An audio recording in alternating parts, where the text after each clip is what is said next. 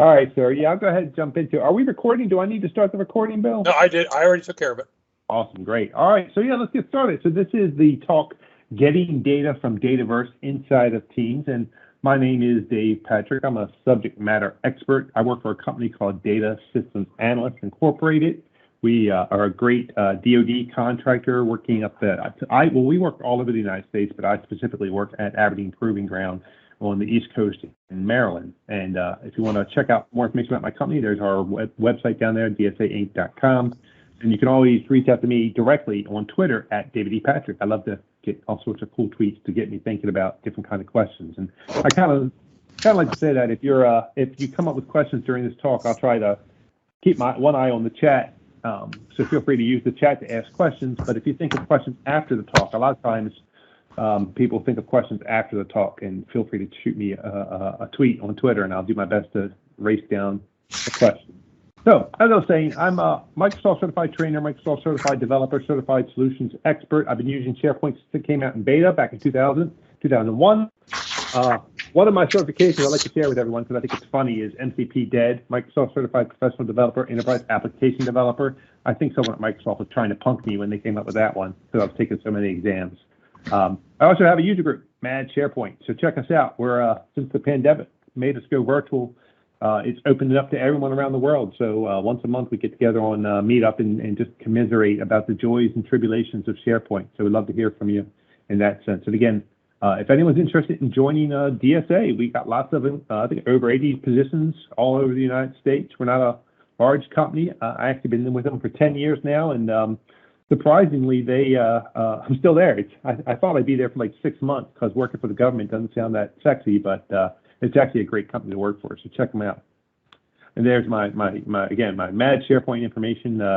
We love to give away free stuff and talk great things about SharePoint. That's why we're mad about it, or sometimes we're mad at it because a workflow failed and just threw up a crazy error message.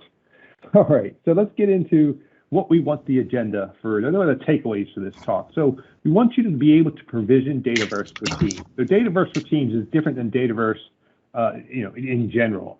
So we're going to show you how easy it is to get started with Dataverse for Teams, the very limited licensing requirements, and then we also want to talk about how to get created, how you get started, how you create your first table. So if you create an app and you need store some data, typical database app. I've been doing database apps for over 30 years. Apps that do create, read, update, delete. That's the CRUD operations of the database world. So if you've got an app where you're keeping track of mandatory training, that's one I just did the other day for the Army, where we needed, they were using Excel spreadsheets. I said, Dave, we need an app that tracks who took what and when, and every year it gets reset, because we got to make sure they do it every year. So those kind of apps, we're going to be able to create one like that supports all 4 CRUD operations: create, read, update, and delete. And that's the last takeaway, is how to not only create tables to store that data, but then build an app, and customize an app, and publish the app, get it out there on Teams so people can use it. So that'll be the takeaways. So real quick, I know everyone knows Teams, or we're using Teams today, and it's delightful, and sometimes it's challenging. So I'd like to give, at the Army, they love their acronyms at the Army, and so do I. Not. They always ask me for the bluff. I'll get on an elevator with a colonel, and they'll say, Dave, you got 30 seconds as we ride this elevator. Give me the bottom line up front. Give me the bluff. So this is a quick intro to Teams. It's not just chat. It's also collaboration. It's the front end of SharePoint. It's great for teamwork and getting people together to work on documents and a lot of people don't realize that. I've had people ask me, should I use Teams or should I use SharePoint Online? And well, if you're using Teams and you're uploading files to chat in Teams or a team channel, then you're using SharePoint Online. And if you do it to a private chat, then you're using OneDrive, which is really still SharePoint. So it's not one or the other. Teams is that hub for your teamwork using SharePoint Online. I think it makes SharePoint Online more digestible and in some ways easier. It's also customizable, so you can set up private channels, you can have public channels, you can have smaller. Each team gets a SharePoint site collection with a site behind the scenes. It's you can go into that and do everything you're used to doing in SharePoint Online. So Teams doesn't replace SharePoint. Teams just adds to it, and of course you get all that security and that you would expect from Office 365. Let's see here. Let me jump back quick. All right. So collaborating with teams, what do you mean? I always love it when I throw out, a word with more than 2 or 3 syllables. Collaborating. That means you're going on the teams and you're talking. Maybe you got a document. Literally, what we were doing the other day is working on a proposal. We're trying to, get some more work with the Army, and so we pulled up the proposal document in Teams, which surface it via SharePoint Online, and you're able to, make edits on page 1 while someone else is making edits on page 2. But what I think really is helpful is a lot of times people want to get a sense, if they're new to Teams, they want to get a sense of what it can do, but without being overwhelmed by actually logging in and kind of getting lost in the sauce with Teams. This site, I think, is phenomenal with helping to train new users on what Teams can do. So this is called teamsdemo.office.com. And if I go out here to it, let me go ahead and click on it. It will take you to what we call it's okay. Let's lose the HTTPS. What we got there? There we go. What it would do if it would behave. There we go. Yes, I trust it. There we go. It takes you to a click-through demo of Teams capabilities. And this is also nice because though I'm presenting using Teams right now, you can show people how to use Teams while using Teams to do the presentation itself. So it has both a desktop and a mobile version. It takes about 5 minutes to go through each. So we'll go through the desktop version real quick. And what you see here is that it walks you through what the Teams user interface looks like. It explains how the activity icon, the chat icon, what the little numbers up there mean, that have certain notifications. It walks you through joining a team or creating a new team. So a lot of people don't know that. People think that, you have to be an admin or something, but a lot of organizations allow you to just go in there and create. If you're got a team that's new to Teams, you want to set up a team for start collaboration within your teams, this shows you how to do it. You're basically coming here and walking through the wizard where you create a new team. You can either create one from scratch, or you can use an existing Office 365 group or another team. You can specify the name of the team or an existing team if there's one that you want to reuse. So in this example, there was a team, Northwind Traders, and it's got maybe the members that you already, maybe there's a sub team. So you walk through here and give it a new name. And once you have that new name, you can go and create the team and then configure it, maybe add additional members, remove members. So in this example, they're adding Grady and they're adding Miriam, and Miriam's the owner, and Grady's just a member. And now the team's created. So again, this click-through demo is allowing you to go through and show someone how they can do it themselves. You can literally send them the link and they can walk through and they can click through, what the steps they would have to do. And Microsoft's done a pretty good job of keeping this up to date. So if there's a new feature that's added to actual Teams, they've been doing a pretty good job of coming back to this click-through demo and walking through. So now it's walking through creating a channel, and what the channel's all about, how to do a conversation in the channel, the threaded conversations, replies. It talks about using the app mentions. And so there, Diego got app mentioned, and now he's going to get an alert. So again, really, really cool way to introduce someone to a lot of the features. I mean, this threaded supply feature is one that a lot of people don't realize. And I've had people that will be on a team, instead of doing a threaded reply, they'll just start a new discussion, and someone else starts another discussion. And they really meant to do a reply. So it's helpful for them to understand the difference between a reply and a new discussion. And this tool can help them understand that difference. So this is one of those new features. Like when I first started using this tool, it wasn't there, but now it's there. The idea that you can translate. So if someone's speaking in, say, Spanish, and you need to translate it to English, that's built into Teams now. You can actually highlight whatever they typed and do a translate. This one is now going into what chats are and how chats are, more like smaller discussions, one-on-one. They're not constrained through a channel. So here I am having a chat with Emily and doing a little one-on-one there. I think it actually shows me how to rename the chat, format text in the chat so I can make it bold or add a smiley face or a GIF or something like that. You can rename the chat. Yes, it renamed it to Project Wildfire Discussion. You can pop a chat out into its own window, so you can have multiple chats going. Again, that's another new feature. I use the word new kind of loosely, but it's a feature that wasn't there in the beginning, but now it's there, and the demo included it. So if you're looking to get started with Teams, or you know people who need to get up to speed on Teams, check out this demo. It's a really good way for folks to get started without having to, hey, I'm stuck, I couldn't log in, or hey, I couldn't do this, or hey, I couldn't do that. Just let them know the capability. And a lot of times that's half the battle. Once they realize how powerful and some of the cool things they can do, then the adoption becomes that much easier. Another resource that I'll make sure everyone's aware of is this Microsoft 365 Developer Program. So this is free from Microsoft. It's a developer sandbox. It's renewable for every 90 days as long as you use it. I've had one for about 7 years now, and I keep using it. So every so often, Microsoft says, hey, you were using it. It's been renewed automatically. Doesn't cost me anything, no credit card, anything like that. You can actually, when you provision it, when you join and you sign up, you can say, I want to load sample data packs. So that's a cool thing, because basically this is your own Office 365 tenant. And if you load it with sample data, it's not a blank slate. It actually has data that you can play with, users and an intranet that's been kind of fleshed out. And also gives you some other recommendations and access to experts. But what a lot of people think when they see this is they go, oh, I got to be writing code. There's nothing to be further from the truth. I make all my SharePoint site owners and all my site admins sign up for this. They don't have to write code as long as you're a SharePoint, someone who builds solutions on SharePoint. It doesn't have to be code, no code, low code. You can qualify for this. And it really is great, because then what you can do is you go in and you kind of, explore, and you don't have to worry about bringing down production. I don't know how many times one of my users says, Dave, I want to try this web part, or I want to try this thing in Teams, or I'm trying to publish an app in Teams, but I'm afraid I don't want everyone to see it because I'm not sure what I'm doing yet. Do it in your own tenant, and you don't have to worry about that. And again, it's free. Microsoft gives you this for that purpose, to train up on Teams, to do testing. It's not for production, so you're not supposed to sign up on this and then start using it for real. But for exam preparation and training and testing, it's perfect. So I highly recommend. And all my links, the link to join this is built into my slides, so you can just click on that and it'll bring up the link to join the program. And it really is not difficult. It's a few clicks and you sign in. And this one, I'm already signed into my current free tenant.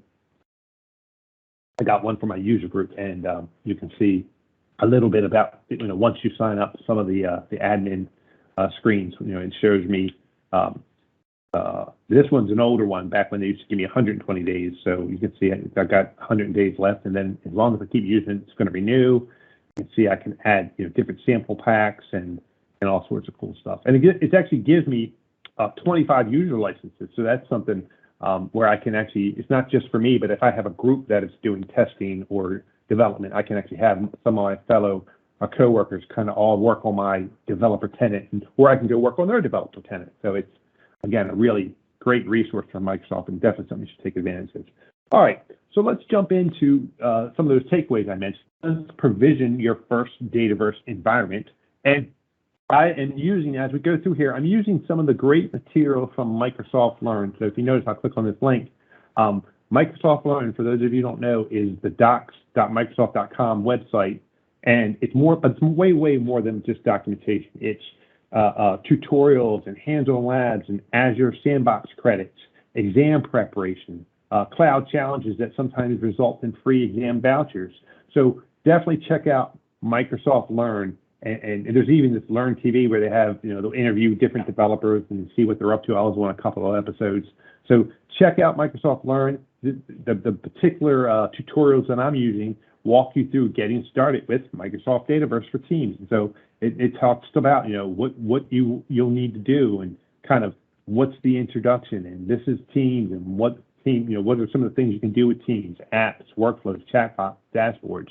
Walks you through how you provision your first environment, and how you would, go to your Teams website and click on home, click on apps down here, and then click home and go look for the PowerApps icon. When you click on that, that's where you can provision PowerApps for one of your teams. So you click on add, and then it's going to bring up the PowerApps portal. And from there, you can say, all right, I'm going to add a PowerApp to one of my teams. So you click this start now, and then it comes up and says, which team do you want to add your app to? So in this particular screenshot, I clicked demo 1, then I clicked create, and it ran into an error. I left this up. The first time I did this, it actually had an error. But I left it up because I want people to be aware that, like me, you can be impatient, and this wasn't really an error. I just had to hit refresh a few times, and then it worked. So let me jump out and show you what resulted from those actions. I went out to my teams. We are done with this side, so we can close this window if we want. So close that one, and that one, and that one. So here's my Microsoft Teams tenant for my user group managed SharePoint. So if I click on that Power Apps icon and click Start Now, and then choose a team to put an app into. So we'll do dinner.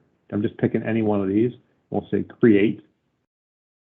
And again, this is me provisioning Dataverse, Teams Dataverse in my app or in my channel. So we'll call this one, this was dinner, so maybe we'll call this Ideas for Dinner, Ideas for Dinner. And we'll go ahead and save that app. And now I've provisioned PowerApps Dataverse for this team. And this one didn't even throw an error. So like I said, if you're patient and maybe the first one will throw the error, but just refresh and now it'll come back up.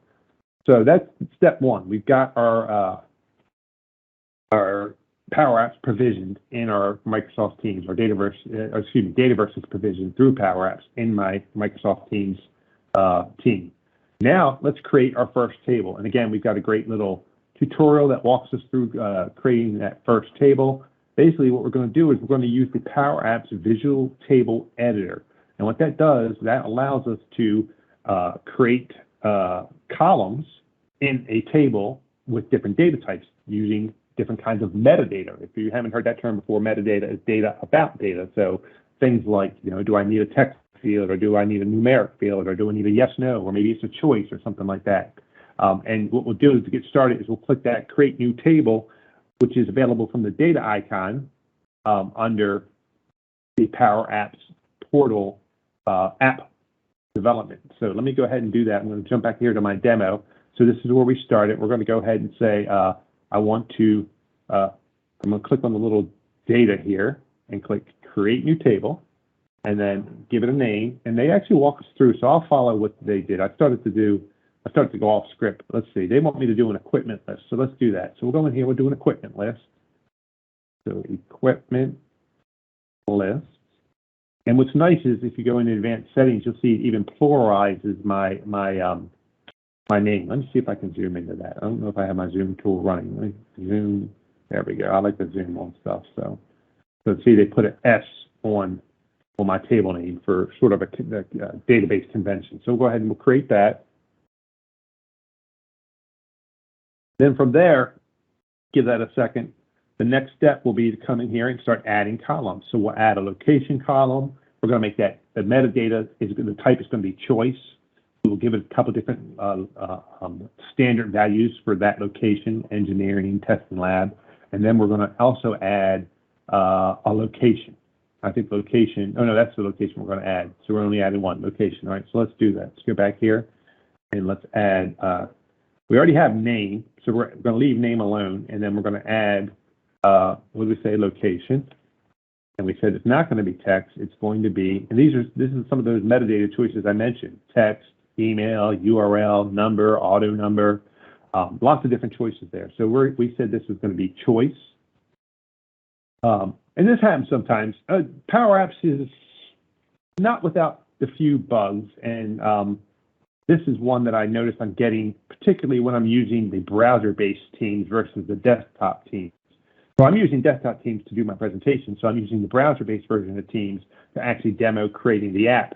And there's just a little persnickety, and this one, for some reason, it gets a little weird depending on how I got to make sure I use my mouse and not my touchpad. So let's see, let's do that. We got location. This is going to be a choice type. The first choice we said was going to be engineering. And then the second choice was going to be, what is this? Testing lab. Then we could do another one. And I think, let me see if I can demo another problem that happens sometimes in the web app. Yeah, notice how my create button went off the screen there. So, this is another persnickety issue with PowerApps in the browser versus PowerApps in the desktop. So I recommend using PowerApps in the desktop whenever you can. The browser, I can get around this. I think if I make this full screen, there we go. Then I get my create button back. So let's go ahead and let's actually give these some better names. So we'll call, how about the IT shop? Then there's the engineering, testing, IT. Maybe there's an HR lab, and maybe there's sales, just for different locations. All right, we'll go ahead and create that. And now we can start entering data. So we could come in here and we could say, maybe there's a Dell laptop 101, and that's in engineering. This is another weird thing you might notice. When you first start doing, you'll see that -1. That's just, if I close it and reopen it, that'll go away. But for now, you might start seeing that -1 pop up. So let's add another one. This is a stand-up desk, maybe stand-up table, and then that's going to go. See that -1? That's what I'm talking about. But if I come back in, it should pop back up. And then we'll add one more, maybe a telephone, right? There's the phone. So let's refresh this. Oh, I don't want to discard my changes, so I guess I better save first. So let's close that. That's the other thing. So it is web-based. PowerApps is web-based. So even though it says save, sometimes you gotta, it'll warn you if you try to close too fast. So I had to wait a second to make sure it synced and saved. So now if I go back and edit that data again, so I'm just going to, under data, choose my equipment list, and I'm going to go back and edit data.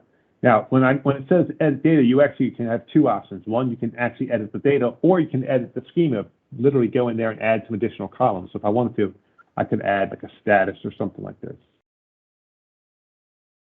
So now let's see if we get in here and make some changes. Testing lab. Else. There we go. So now that -1's kind of going away. And just again, it's just if you go too quickly, you might need to get out, get back in, keep everything fresh and synced up and ready to go. All right. So the next step, we've added a table, we've added some columns. They go in, and if you go back, after this and you do this yourself, there's a lot of great information. I'm skipping over some of this because we don't have all day to do this. But check out some of the information about the different data types and some of the other things, because there is a lot of great information in the tutorial. So now, let's see, we add application.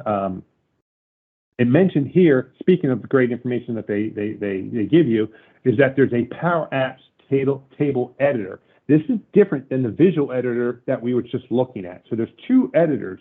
The one that we just saw, again, is accessible from the PowerApps Studio. You come in here and you say edit data. That's just a quick visual editor. You won't get all the options that are really available. When I do a new column here, notice I'll get, I can give it a name. Maybe it's the owner.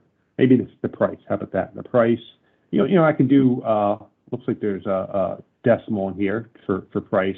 And under advanced options, how many decimal places, maybe there's the minimum value is 0, the maximum is, maybe $40,000, whatever. But the idea is that, you don't see, in fact, I don't even see, there's additional columns that are being stored with this table. There's system metadata, things like when it was created, who it was created by, when it was modified by.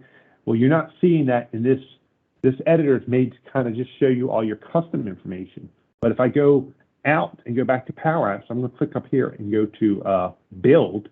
This Build tab takes me to the PowerApps overview, and from there I can see I was working in a team earlier, Apple Ford. You can see I had a snack table and a My2 demo. We're working currently in the dinner team.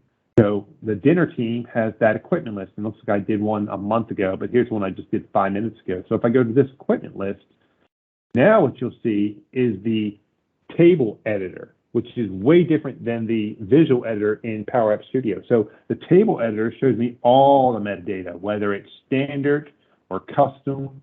It gives me the different data types, whether it's required or optional, whether it's searchable. You can see things like the created by and import sequence number. So be aware there are absolutely two separate tables. One is the quick and easy one to get you started, and the other ones go in there and give you, way more flexibility. So if I add a column using this editor, you'll see that, maybe this is, ingest date, maybe the date that we took it in. You'll see sort of some of behind, the internal name. It's prefixed, and you still have some of the other stuff like the data type, but even there's way more data types. So there's a lot more flexibility. If you're not seeing what you wanted in the visual editor, then switch over to the PowerApps table editor, and you'll be able to do a lot more with the settings. So yeah, they talk about that and how to find that, and making sure that you're aware of the two different ones. And actually, what they even point out that there's, depending on how you hit edit there, right? So if I go back to the PowerApps window, you can switch between the two editors, right? So I went into the table editor, but if you want to get to the visual editor, you can do that too. So I clicked right on it to get to the table editor, but if I want to get to the visual editor, let's see, am I in the right one? Yeah. You can click on, let's see, tables. Go here. Go.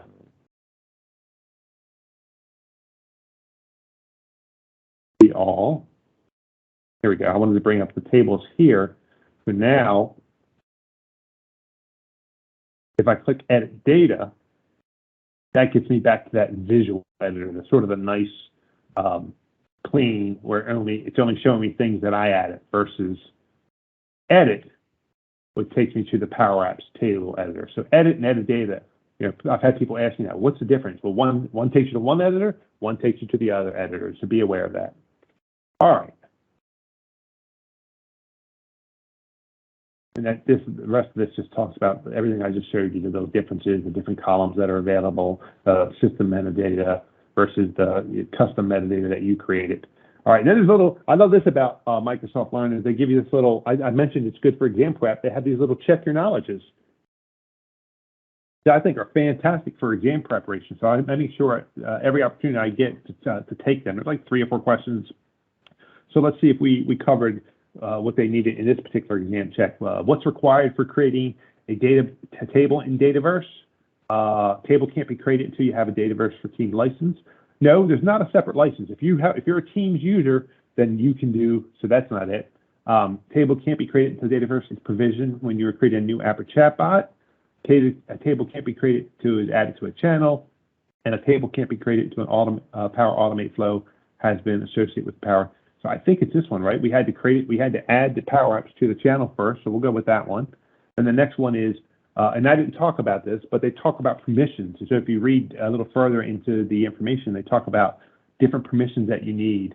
And specifically, they're asking about guest users who shouldn't be able to see other records from other users, but only their users. And if you go through and read the article, they'll talk about full access and collaborative access. These are some of the different permission levels in PowerApps, and specifically in Dataverse, that you can present to a Dataverse table.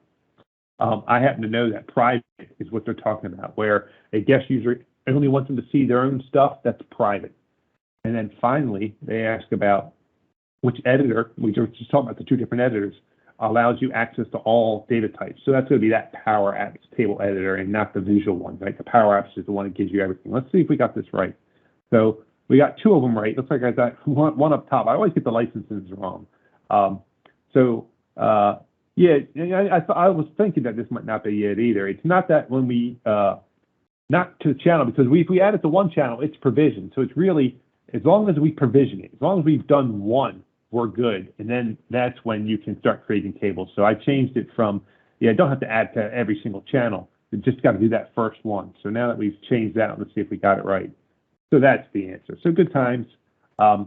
If I was signed in, this would actually save my progress, and I could, have a little gamification and compete with my friends. But all right, we did our first table. We added some columns. We added some data. We looked at the different table editing options, and now we should have our app with the screen. There's some data that we can attach to it.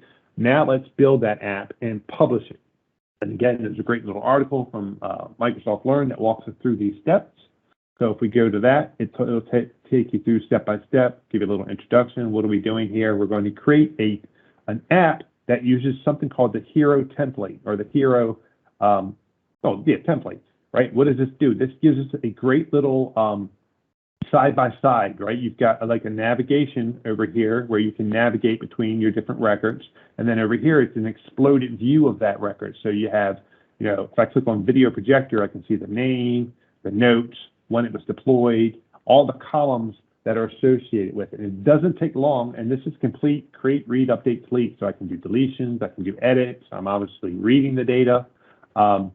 It gives you everything you need to build a CRUD database application. So let's go here with this Hero template, which is the default template. So basically what you do is you come in, just like we did earlier, say we're going to create a new Power App, and we're going to add it to a Teams channel. So we'll go through and we'll click that. We'll say, now one thing they do here is they pin PowerApps, so you don't have to go looking for it every time. And I did that on mine. So if I flip back over to mine for a second, where's mine at? Here. So you'll notice that if I go back to my Teams, PowerApps, that's exactly what I did. I pinned it on the side there so I don't have to go looking for it every time. Otherwise, you'd have to go to Apps, search for PowerApps.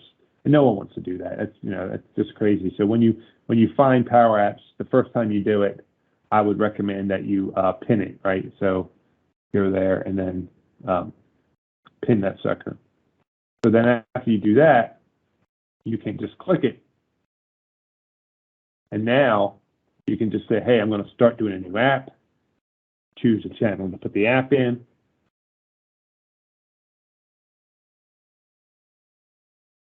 So let's put one in HR News.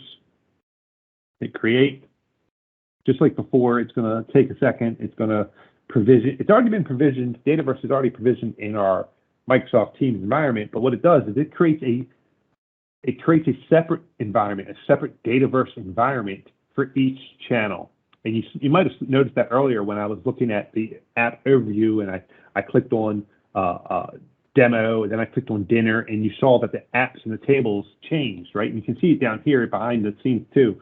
So over here, you can see there's different apps over here, and then behind the scenes over here, the different teams that they live in. So each team has its own Dataverse environment to keep the data and the apps separate from each other. So that's why you can have two tables with the same name, but they live in different teams, different set of data.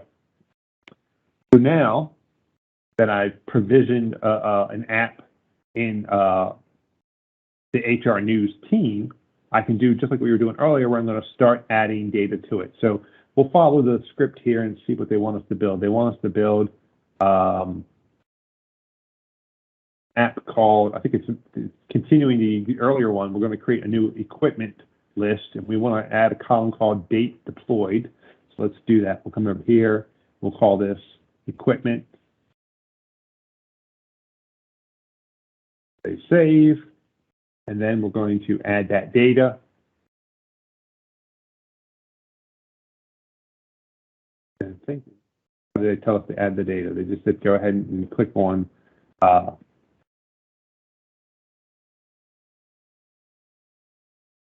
create new tables. That's what we'll do here. So we'll go. So they skipped a step in the tutorial, which is to click on the data icon. So sometimes when I have different students, I forgot to mention up front that I teach for University of Maryland, and where I'm broadcasting from now.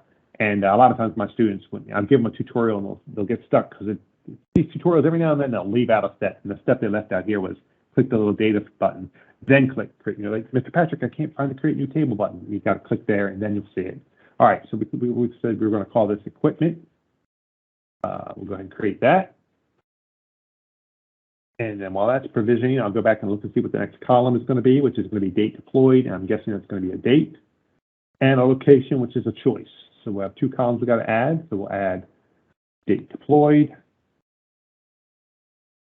And that's going to be a date. And we want to do location. And we said that was going to be a choice. And there's that's a little bug. I'll just ignore that. Try that again. And we said that's going to be conference room A and B. So we'll just say room A and room B. Create. And then from there,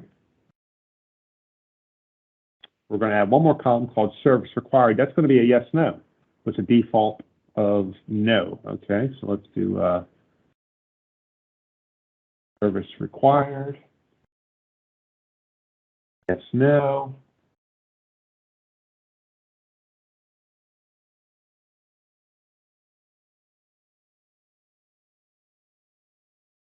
Create that.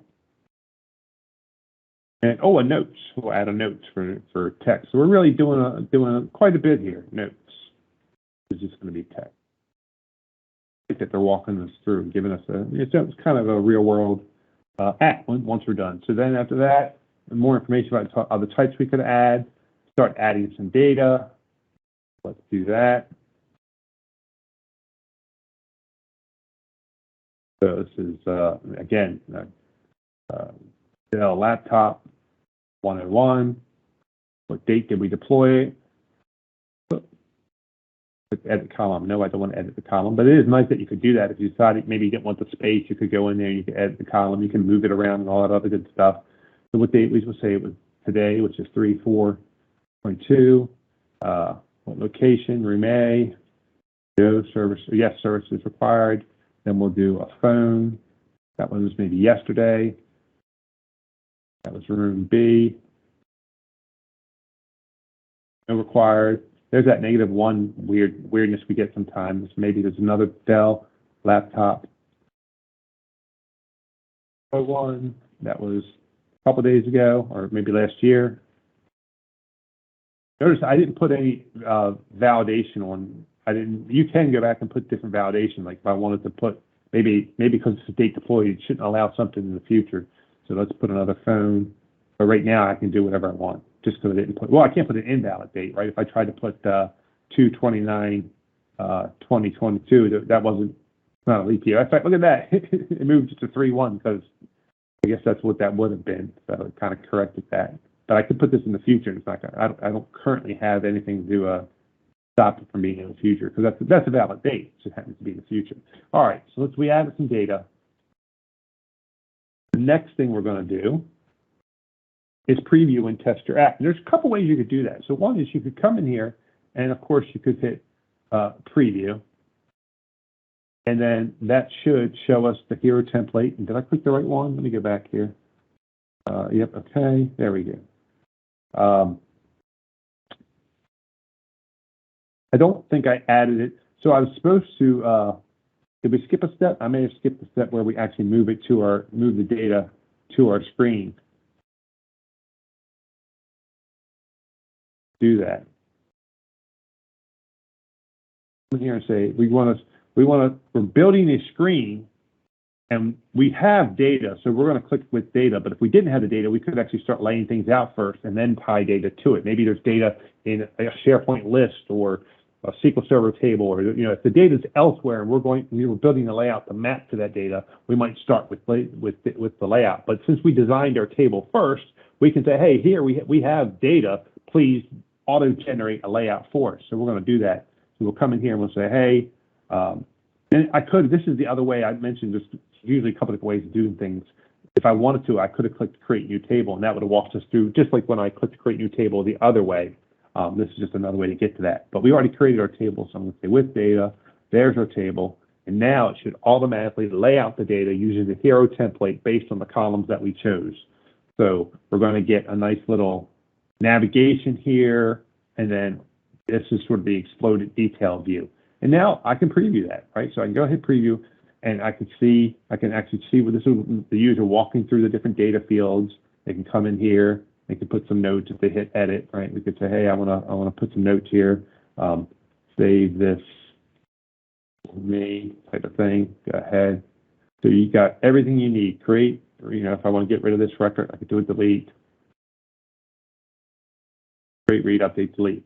Now, right now I'm just previewing it. So one thing to watch out for is make sure you hit save, at least the first time. After that, it starts a timer, and I think every couple of minutes it's going to automatically save for you, but you got to hit that save that very first time. So watch out for that. Now that I hit save, it's going to start that, every so often it's going to look for, you got to hit that first time. So now that that's happened, again, I can preview it. You can hold the Alt key down and preview it. So I'm holding the Alt key down. Let me make this a little bit bigger so you can see. So come down here and zoom in a little bit. Right now, I'm not holding. So my hands are up, and as I'm I'm selecting stuff. I'm designing the app. I can move things around. I can make things bigger and smaller, whatever. But when I hold the Alt key down, it's preview. So without going to preview, I can still kind of see how it would work and I didn't actually have to hit preview. I'm just holding the Alt key down. So that's two different ways you can actually preview it, or you can hold the Alt key down to get kind of a preview light. There's the app checker. So if you've made a mistake, maybe deleted a field and forgot to remove that label from your app, or even if you have things like accessibility, maybe you have an image there and you didn't put that 508 compliant text so that the screen reader can pick up. The app checker gives you tips and things like, hey, you need some text to make this more 508 compliant, make it more accessible. Or you're missing, these are also missing accessible labels. So I like to, after I'm building my app, to run that app checker and see what kind of things I should do to kind of improve my app, or if I missed anything. Finally, when you're at that point where you're like, okay, this is doing everything I want it to do, I'd like to make this available to my team members, that's where you get to the publish. And so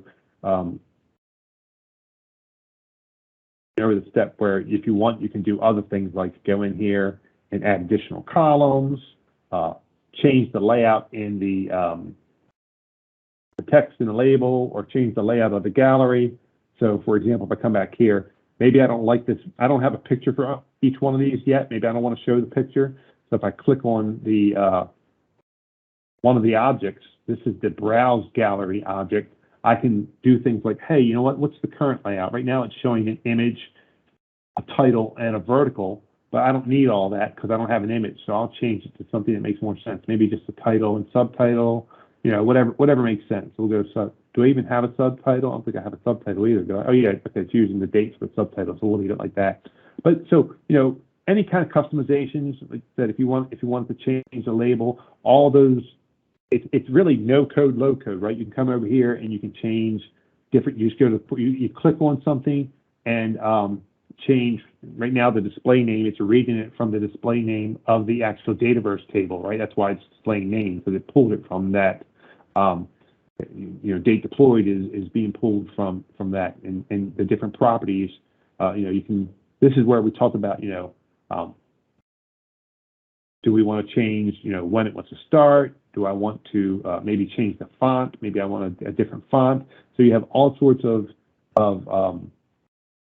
other customizations that you can make to the labels and the defaults. You don't have to accept all the defaults. But once you get all that, then you can start publishing your app. So publishing your app is the act of now putting it to a team, to a channel in one of your teams, right? And that's what this is saying is when you click publish, you go to a team, and then you pick a channel or a tab, and then add it to that team. So let's do that. We'll come back here to our app, and we'll say, let's go ahead and publish this to teams.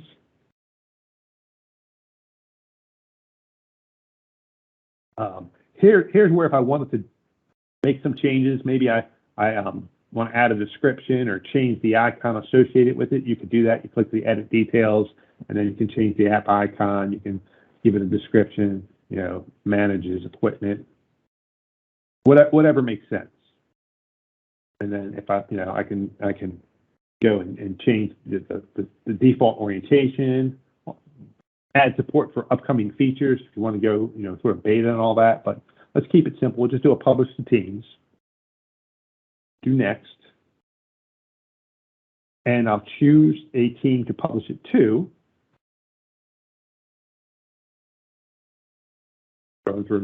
So, I'm sorry, not a team, a channel that we're going to publish it to, right? We started out, we provisioned this in the HR News team, and there's only one channel. But if I had multiple channels in this team, I could publish it to, whatever channels made sense. Now, there's only one channel, but notice right now there's no tab. So I'm going to go ahead and say, let's add it there. So now there's a tab there called equipment. So that's it. It's published. I'm going to go ahead and save and close. And now it's in the general channel of my HR News team under its own tab. So if I click Teams, find my HR News, click the General Channel, and then there's the Equipment tab. Now there's my app. So all my users can go in here, as long as they're a member of the team, right? If this is a private team and they're not part of the team, or if they're part of the organization but they haven't joined the team yet, they're not going to be able to get there. They won't be able to get to teams, so they're not going to be able to get to this guy. And I think I just did it. And again, this is one of those things. it's going a little fast, so I'm going a little too fast. So I'll give it a second. I'll hit F5 to refresh it, and it should come back up. There we go. Give it a second to load. So you have to have a little bit of patience with PowerApps. It's not the fastest. There we go. There's my app. Now I can click through here and use it. I can make my changes, do whatever, make my edits, et cetera, and it's built right into that. Now, one of the things to watch out for is when you publish, be careful that you don't, I've got the gotchas. So number one, use the app checker. The app checker will help you with little tips and tricks and if you made any mistakes. But when you're publishing the channels, be careful you don't do what I've done before where I go to do a publish. See if I can do it again. So I go back to PowerApps, do a build, or go to my my apps, and when you go to publish, you got to make sure you click that tab, but you don't want to like click it twice because you can end up with two of the same apps. So just be careful you click it once and that's all you need to do. What are some other things? Renaming an app is not intuitive. Sometimes you have to kind of know where to click. Sometimes you'll see that -1 in your choice columns, but again, just hit refresh. We clicked around with the data in the Hero template. I was just telling you about double publishing. Other apps, there's other apps out there. There's built-in apps that you can load, and there's a little tutorial in Microsoft Learn how to use existing apps. And the undo is not always 100%. Sometimes I'll do something. Sometimes I can undo. Sometimes I can't. So these are just things to watch out for. All right, and I think here, I had a screen up where I was just trying to show you some of the things that were going on with it. This one I added a background image. So there is much more that you can do with it than just the basics. And this is showing you with the different tabs and making sure that you click that plus sign if it's not there. But if it's already there, you don't need to click the plus sign. This is me changing some of the settings, and I added a little app icon and description and all that. Again, sometimes it takes a little while, so be patient. When we did it just now, it didn't even give it this message, but a lot of times it does take a little bit. So just be patient, hit refresh, and usually once in a while you might even get this where you conflict with someone else, or as with me, I clicked it with my own self because I had it open in 2 different windows. So if you get this message, it means that someone else is trying to edit the app at the same time as you, and it might have been you yourself. Just be aware that if you hit override, whatever changes you have are going to override whatever changes you had in the other window. And as I mentioned, the template apps. So there's a bunch of existing apps out there, things like employees' ideas, issue reporting, inspection. So you can create a custom app like we just did, or you can choose some of the pre-built apps that Microsoft makes available, and they're pretty cool too. You can add them to a team just like we did, but they're pre-built and ready to go. Bunch of different resources. There's the Teams developer portal. I find that's great for a lot of good information. There's admin documentation. There's a roadmap to find out what Microsoft is planning next for Teams. The technical community is a great resource for, hey, weird thing's happening for me. Is it happening for anybody else? And what do you do about it? User voice, which actually they just upgraded to a different system, but that's where you say, hey, I've got an idea for an improvement for Teams, Microsoft. What do you think? And you can vote up on other ideas. And then there's the whole adoption community, which is just great ideas for how do you get people to adopt Teams. And that's where I found that link I showed you guys earlier, where you can just have someone do the click-through and on Teams features without actually running Teams. Whole bunch of more resources. There's the whole platform and practices platform samples to get apps that people have built already. You just get the code and extend it and change it. The PP Learn Academy for an MVP put that up there where he walks you through kind of free classes in PowerApps, additional PowerApps training. The broader M365 community. So earlier I showed you there's a community for PowerApps, but then there's one for the broader M365, and there's even a Microsoft 365 developer YouTube channel, which I find really, really helpful.